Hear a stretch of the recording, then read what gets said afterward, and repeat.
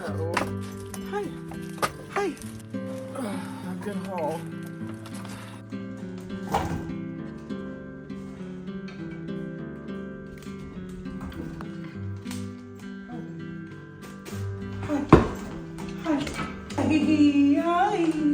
Hi, miss you. Oh, where'd you go this morning? Where did you go out there in your little doggy world? Pause. Oh. Yeah. Hi. What do you want to do? Welcome back to Adventuring with Angie. Last week I found my first landmate and chopped down my own Christmas tree. This week I'm assisting with their move-in and holding some heavy pieces of my life. Let's jump right into it. Today is the day my new landmate Rachel moves in, and so many things are changing. I spent the day editing, eager for their arrival, and when I finally returned home, they were just pulling in. Getting the 12,000-pound tiny home onto the property proved to be quite a challenge. We tried both driveways and had to end up cutting down a tree, but with the help of Rachel's friends and my moral support, they were able to post up in the front section of the yard. I am literally like Blair Witch style walking through my woods right now. Good morning. Happy Tuesday. It is cold. I need a trash bag. This is a two-hand thing. Not me spilling trash bags everywhere. Oh my gosh, do I have trash everywhere? Kind of. Not really in the mood to do trash today. I'm so excited to start building this commune dream of mine, but I would be lying if I didn't address the competing energies this week. Recycling. I kind of want to just like sit and edit and write, and I've been running around, and then last night took like 3 hours longer than I thought it was going to, so I am doing my best. At my doctor's appointment last week, we found some concerning lumps in various spots across my chest. With a family history of cancer, I agreed to some imaging, not fully processing what was going on in the moment. Okay. I tried to shake it out of my head, but the hospital called me to confirm my appointments, and sitting here at the coffee shop, it all hit me. Okay, cute. I'm here for my little dance aesthetic. Oh my god, as was everyone else. When I woke up Thursday, I already knew my energy was low. Happy Thursday morning. I'm not dressed right now because I just got out of bed and I'm sweating. I'm gonna take these braids out I started last night and I did not finish, so. I'm excited to free my hair. I already miss my braids. It just feels like, I wonder what it would be like to wake up and just sit. Just wake up and not have to immediately move. Get to daycare or get something online or pick someone up or get the wood or bestroke the fire. I'm definitely tired. So that's my morning with me as I take out my braids. Thanks for hanging out on my rant about ADHD, anxiety, pressure, chaos, urgency, failure, shame, disillusionment, detachment, disassociation. All right, go ahead. You got a potty? Enzo, go potty if you're going out. God save me. Enzo, come on, come back in. I gotta take a shower. Come on.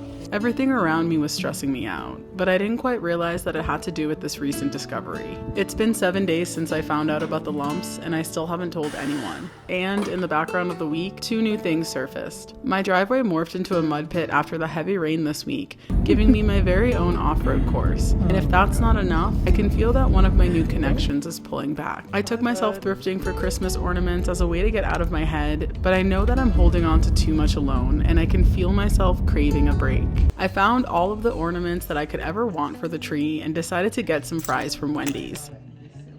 But I was like, I need this.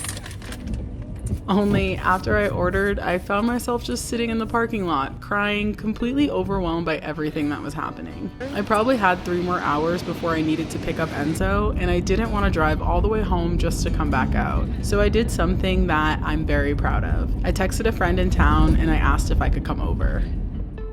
On Friday, I woke up to a text from a friend in Oakland. She was offering to drive up today, buy me some groceries, cook me a meal, and then leave first thing Saturday morning. I had actually just resolved to take a pause on visitors. Good morning. But I love how this was such a specific offering of ease for me. Gonna warm some beef for the boy on this chilly 36-degree morning. We got the fire going, which is exciting.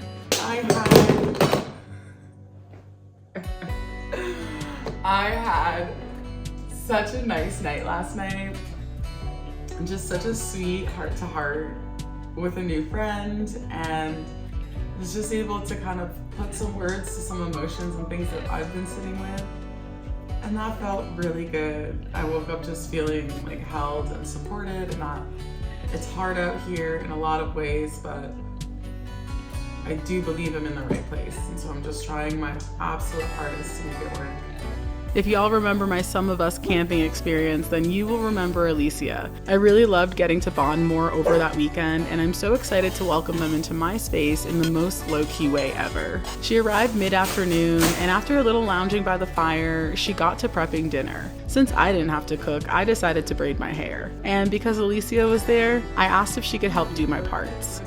I see now that I'm still crooked. I felt so strong. That's so good. I really like that. The whole evening was really sweet, and after I finished my braids and we enjoyed the delicious vegan chili dinner, we decided to check out the opening party for a new bar in town. Something about getting dressed up and going out always makes me feel better, and while this wasn't exactly my scene, I had a good time out with my friend. Feeling a little more held and supported than before, I spent the morning Saturday calling for gravel quotes and enjoying a coffee in town. When I got back home, I decided that it's time to finally decorate the Christmas tree. Even though I'm still feeling into my fear, there's something about the lights and the cute little ornaments that make me feel like everything is going to be okay. And if not, at least I'm here now, in this beautiful house, on this beautiful land, living exactly the way I want to live, with no regrets about this life of mine.